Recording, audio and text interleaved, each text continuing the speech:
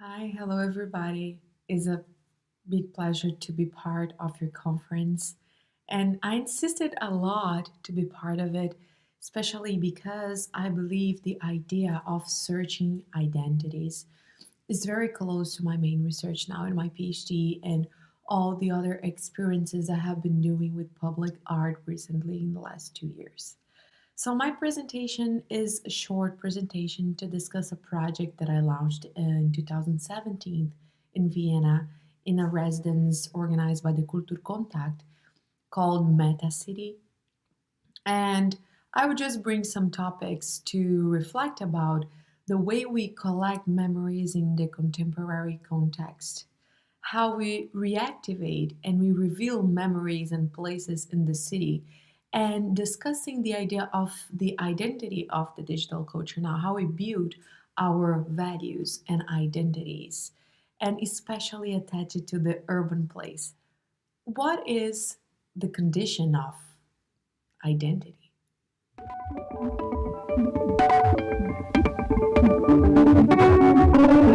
Meta City is a project that I developed in my residence in Vienna in 2017.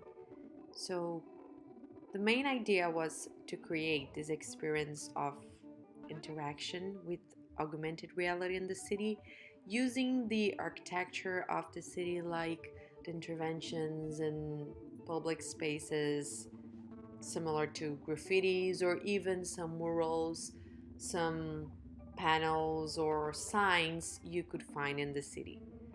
So the main idea was really to create this impression of interaction with the urban place in which you really can have these immersive experiences with the memory. So if you look to the images, especially the videos of the triggers working in the city, you will realize that they all show a mixing, a big mishmash of images I collected through hashtags online.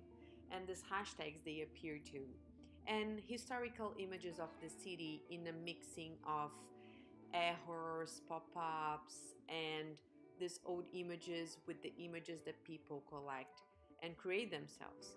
So is a discussion definitely about this new heritage we are building and the heritage we already know and how they can be messed up and mixed up together. And but at the same time, this creates some type of glitch, some type of bug in the system that really interests me a lot to understand this big interest in the city as an interface for memories. So, one of the main concepts is the idea of open source heritage and how we can understand the city as a big open archive and exhibition place where things get different shapes and forms and new values all the time. Meta City, and it was exhibited in Vienna in September in Concordiaplatz and is still available for people to interact because it's not an inside but an outside tour, creating some kind of overlapping of time and history. So the idea is how we can create new values for places. And these new values, somehow they have a criteria related to digital culture. The final intervention is in the city of Vienna, and you can access the map to have access to the final information. But the exhibition that was proposed by Kulturkontakt institution obligated me to create some type of adaptation for an exhibition place. So I created some type of big map printed with the images, they represent the original places, and I use it an iPad with the app. I use it to interact and make available and possible to interaction the augmented reality application for the visitors on that day. So the tour use augmented reality as the main tool. So the idea is to make people walk in the city and see the overlapping of different time frames and at the same time be able to see this overlapping aesthetic overlapping of past and present. how the city and the urban environment has becoming extremely important in the way we build memories more and more. The way we find our identities in society today, especially on this idea of collective, collaborative, and more this shareable and shared economy. And our behavior is all set up based in a society where the social environment, the urban environment, the cultural environment, they're almost converging to just one place. The value for the places where we live, the places where we create memories, the places where we understand ourselves, our identity, our nations. Are they really real? They are temporary. They are absolutely ephemeral. Something that was quite interesting is that on the map, I wrote some hashtags. And these hashtags, some of them they were not right because they were exactly the understanding of people about that places. So my research collected data, they were maybe right, they were maybe wrong, but the topic is maybe the wrong become right when the heritage is like the result of the creation of value in a collective existence of these memories.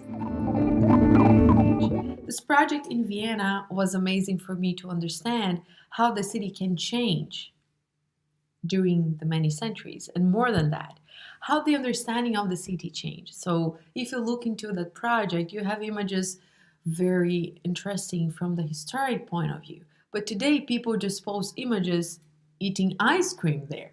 So, what is the real value attached to that specific place in the city? The value has been redesigned all the time. Future, where our heritage somehow and our memories, they are reevaluated instantaneously all the time. What is this open source heritage? First of all, our society is more and more open to build things collectively, right? On the other hand, all our data has been controlled by many big companies. The discussion that I hope we have another conference that I can discuss about is that we have a lot of people controlling our data and we are producing data in a system of outsourcing, right? It's like a memory outsourcing. And at the same time, we're not being able to really create criteria to evaluate whatever we produce. So all these images, all these contents, we are creating check-ins in the city all the time. The city is becoming a big, huge interface for memory, and everywhere in the city is a place to take a picture, to create a collection, to make my opinion visible. So open source heritage is a construction based on these new dynamics where the urban environment become the trigger for many memories and archives and collections from artistic to personal. Augmented reality, check-in, geolocation, beacons, physical computing, ubiquity, doesn't matter. And open source heritage is this idea of an identity built all the time collectively. And how can we really build an open source heritage in which everybody has a voice to show their perspective of history, breaking the linearity, but at the same time being free from any kind of perverse control from any data server. It is in our hands for us to create a heritage in the future that makes sense to everybody. It's not somebody's history. It's not one side history. But the thing is, are we controlling or are we being controlled?